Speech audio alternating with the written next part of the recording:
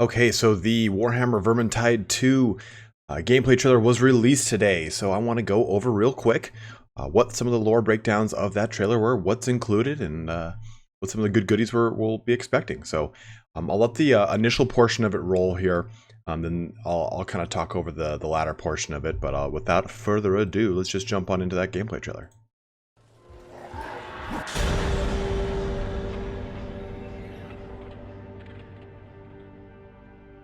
So, the Northlanders like to play with fire. So do I! Not the first town I've seen in this state. Don't get easier. Don't ever get easier.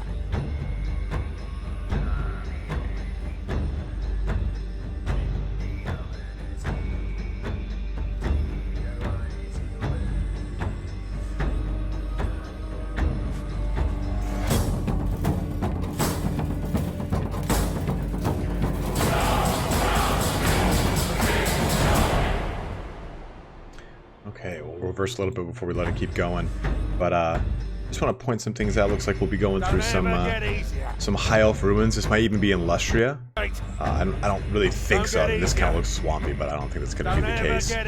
A lot of people are going to lower that while I do this. We've got the advent of the hero careers. So we have a Slayer, what looked like an Ironbreaker, and then maybe a Ranger. So maybe we're going to have actually a little bit more customization in this. We also see a Chaos Spawn here. We saw some Chaos Marauders just a second ago as I let this try and load. Right there, Chaos Marauders going on. Marcus Slanesh was on them. Mark Nurgle, I think, was as well. But some people were saying, hey, you know, why no undead? And I think that they'll definitely add some undead. I don't see how they couldn't.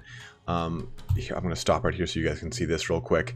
So here's a quick overview of what's coming. You know, visceral melee combat and 4-player co-op, that's to be expected. But 15 hero careers across 5 heroes, heroic deed system.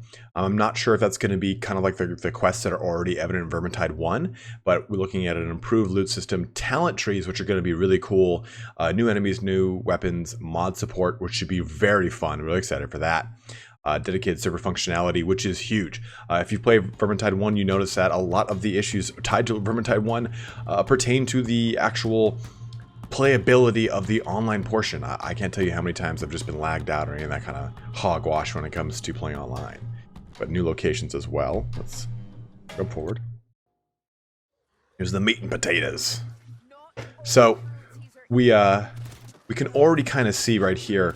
This is the wood elf, and she's using a spear, rather than a two-handed spear, no less, rather than her dual swords or a single sword or daggers. So definitely has a different role here. Even her emblem in the lower left corner, I'll be honest, I don't really know what that is. Wood elves weren't really my strong suit in Warhammer, but still, that didn't like, oh yeah, it's definitely this. Like it. There's their one caster class that kind of looks like that, but that's completely new to me. But you can see here that we're fighting a Chaos Warrior. We've got Marcus, we've got Barden, and we've got Victor. We don't have the Flame Wizard, who I'm gonna hope can now take different schools of magic, right? So that'd be really awesome to see. But we see Marcus and Victor as different variations of their normal selves, but we still have, as you can see, the Skaven. Now, people are asking me, why are we seeing chaos here in this video? Why aren't we seeing any undead or anything like that? Okay, so this happens during the end time, and Skaven have significantly overrun almost every major city of the Empire, and during that time, you've got incursions of chaos everywhere, and you've got undead all over the place because Nagash has fully risen to his power here. So it would make a lot of sense to me if we started to see some undead coming in later expansions or DLCs. I mean, you guys played the first one. There's so many DLCs for the first one. So with the end times, there was a little bit of all three of these guys all over the place: Skaven, undead, and chaos. So it makes a lot of sense too why we would still see Skaven Rattling Gunners here, and why we would see Chaos Marauders all about with their occasional warriors here and there. But we do have he's kind of backtrack a little bit. This is actually on, as just a quick little shout out here, this is on Fat Shark's actual YouTube page. I don't want to scalp the video, not give him the credit. So it's on the actual YouTube page, and I believe they actually did a stream today of a reveal of all the gameplay, and I think they're going to go through a lot more mechanics that I'm clearly not going to be able to cover in this video. I did one of my patented come home from lunch, make the videos, but you can check out that stream here, but can't focus on. Oh, there. Oh, well, still. Bardrin is in Slayer mode. He's a dwarf slayer in this right now, so it's really cool to see that functionality that we'll actually be able to use rather than a typeset generic character that we all have to play as. We can actually choose how we want to be, and it kind of looks like Victor is. Oh, I'm sorry, Marcus is a little bit more almost like an elector count. It's kind of crazy, or like a knight of Huss or Russ, whatever the Russ is. Whoops, that's 440,000.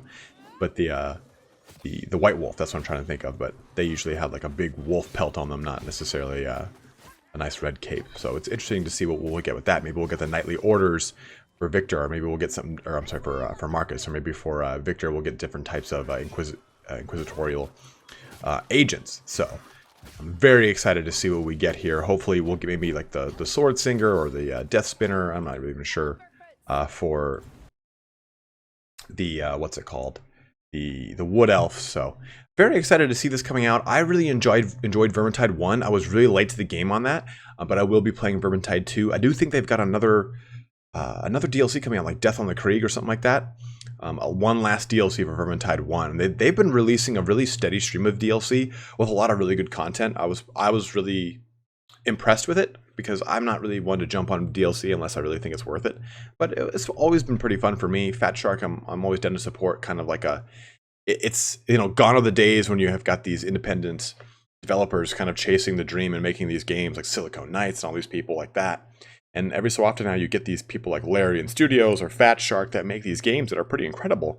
And they do it outside of the typical kind of publishing house that we would see with the normal kind of advent of these games. Like when you look at a Total War Warhammer 2 is under Creative Assembly, which is now under Sega. So you've got all this kind of money backing them. So it's great to see a company like Fat Shark kind of pushing stuff out.